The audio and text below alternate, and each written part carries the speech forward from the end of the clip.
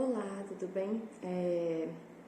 Meu nome é África, eu sou neuropsicóloga e psicóloga e os alunos do terceiro e quarto período convidaram para responder algumas perguntinhas relacionadas às síndromes depressivas, né? E diante das 5 perguntinhas que eles fizeram, a primeira era justamente falando sobre a minha breve trajetória aí no campo da psicologia. Então, como eu falei, meu nome é África, eu sou bacharel em psicologia pelo Centro Universitário Uninorte, então trabalho há algum tempo como psicóloga e também sou neuropsicóloga, então trabalho aí fazendo avaliações neuropsicológicas desde crianças, adolescentes, adultos e até idosos, e também faço psicoterapia, atendo na abordagem cognitivo-comportamental.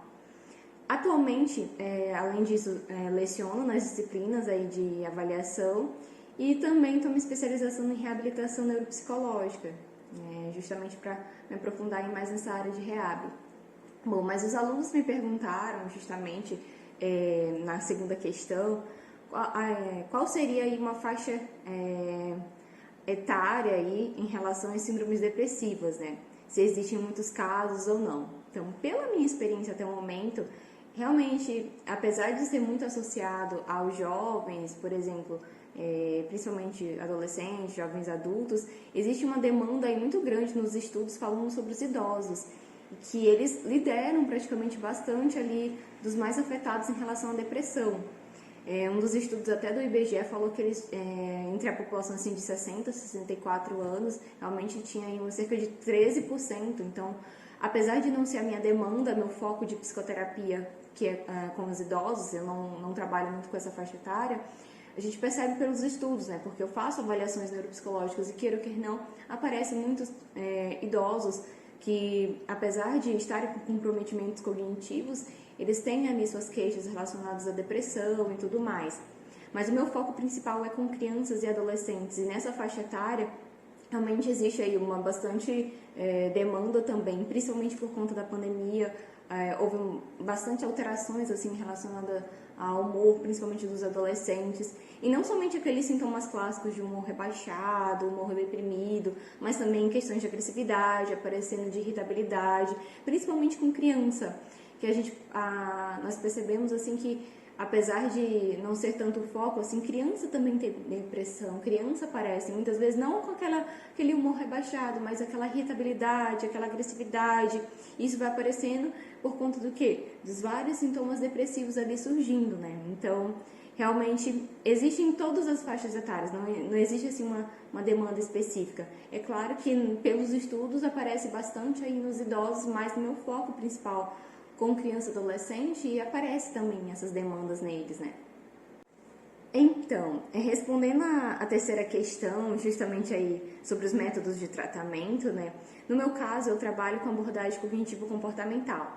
Essa abordagem, eu trabalho auxiliando os pacientes a entenderem sobre suas crenças, sobre seus pensamentos automáticos, todos eles ali disfuncionais, que isso vai estar o quê? Vai estar potencializando, direcionalizando ali o modo como o sujeito vai interpretar as situações, o modo como aquilo vai influenciar as suas emoções, né? Então, eu trabalho muito com essa abordagem cognitivo-comportamental, principalmente ali com o meu foco, é claro, crianças e adolescentes, tentando trabalhar justamente para auxiliar nessas crenças aí, disfuncionais, nesses pensamentos ali automáticos que tem nesses pacientes, né?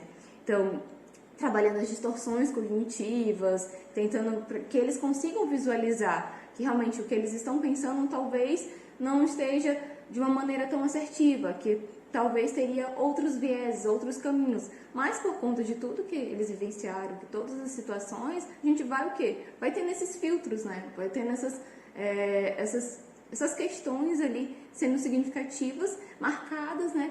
Que vai auxiliar ali a eles interpretarem as diferentes situações, às vezes de maneira assertiva, mas como a gente pensa nas síndromes depressivas, né, muitas vezes de maneira ali não tão assertiva, não tão adequada.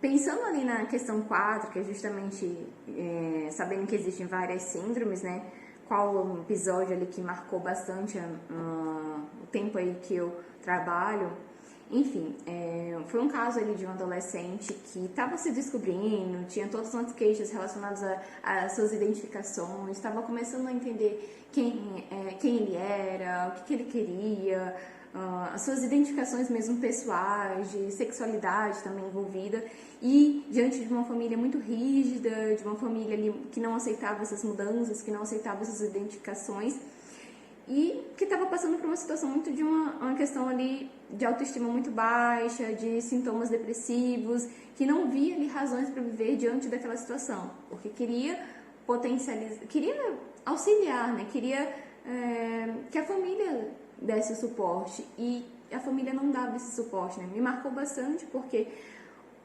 muitas vezes, se a família tivesse ali contribuído, que era algo que a gente precisou trabalhar ao longo de várias sessões, de vários atendimentos, poderia muito melhorar essa situação, porque o que aquele adolescente queria era justamente ali estar, muitas vezes, sendo aceito naquela família, né?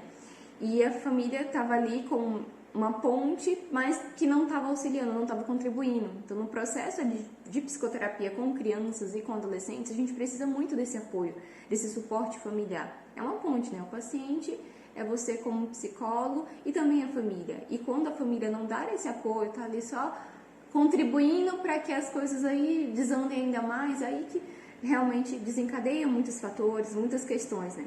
E pegando justamente esse caso, marcou bastante porque, apesar de o paciente queria melhorar, que tinha ali uma questão mais de engajamento terapêutico, mas tinha aquelas questões significativas. E aí, pensando aí na última questão, justamente se eu já precisei realizar algum tipo de intervenção, justamente no caso anterior que eu até tinha falado,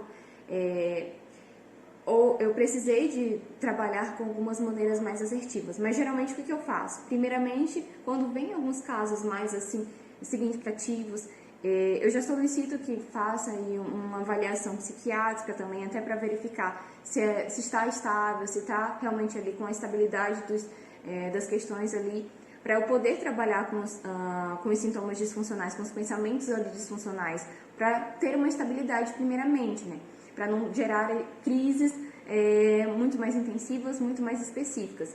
Mas, nesse caso específico, apesar de a gente ter todo um plano, todo um treino ali do que realizar, um plano traçado assim, individualizado, de como procurar ajuda, o que fazer para prevenir antes realmente da crise surgir, nesse caso específico não foi possível. E o que eu indico? Geralmente eu indico, eu dou o meu contato para esse paciente, no casos mais extremos, para que ele realize o contato quando ele está em uma situação mais específica assim, e justamente como no último caso, ele liga e aí a gente trabalha intervindo pelo telefone mesmo, enquanto isso, em contrapartida, estou lá entrando em contato com os responsáveis para ter mais abertura para contornar essa situação. Então, sim, são poucos os casos, porque geralmente eu não atendo pacientes com crises assim mais específicas, principalmente ali com o mais intensivo, porque eu preciso primeiro que eles estejam ali mais estável, estejam em medicação, para conseguir ali trabalhar com esses pensamentos disfuncionais, porque é um trabalho ali em conjunto, né,